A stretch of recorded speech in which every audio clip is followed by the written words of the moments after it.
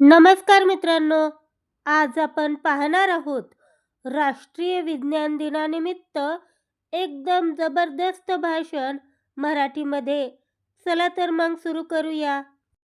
प्रयोगशाळेतील काचेप्रमाणे विचार आपले स्वच्छ असावेत. प्रयोगशाळेतील काचेप्रमाणे विचार आपले स्वच्छ असावेत. विज्ञानाच्या प्रत्येक शोधात मानवाचे कल्याण वसावेत. विज्ञानाच्या प्रत्येक शोधात मानवाचे कल्याण वसावेत.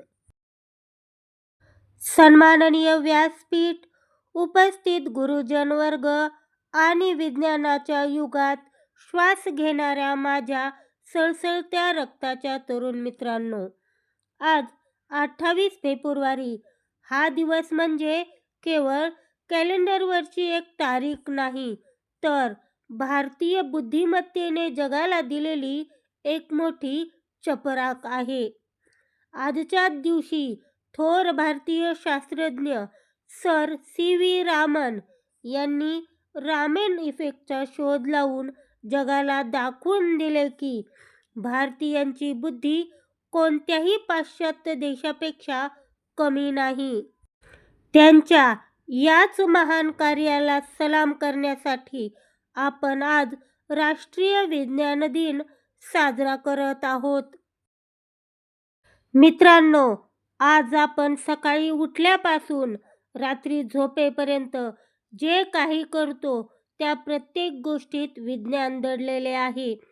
हातातील मोबाईलपासून ते अंतराळात झेपावणाऱ्या चंद्रयान आणि मंगळयानापर्यंत विज्ञानाने अशक्य गोष्टी शक्य करून दाखवल्या आहेत. पण विज्ञान म्हणजे फक्त मोठे शोध किंवा प्रयोगशाळा नव्हे, तर विज्ञान म्हणजे प्रश्न विचारण्याची हिंमत. हे असं का होतंय आणि ते तसं का नाही, हे विचारण्याची प्रवृत्ती म्हणजे विज्ञान.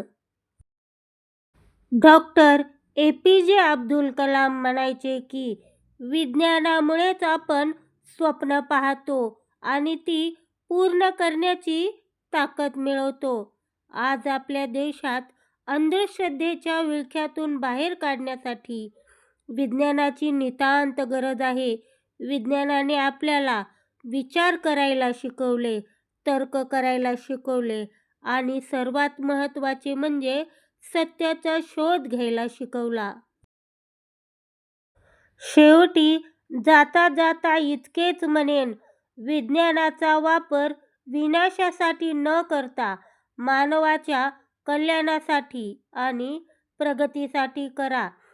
चला, आपण सर्वजण मिळून एक प्रतिज्ञा करूया की आपल्यातील जिज्ञासू वृत्ती जागी ठेवूया, नवनवीन प्रयोग करूया आणि आपल्या या महान देशाला विज्ञानाच्या जोरावर जगाच्या शिखरावर नेऊन ठेवूया. विज्ञानाचा विजय असो. जय हिंद, जय महाराष्ट्र. धन्यवाद.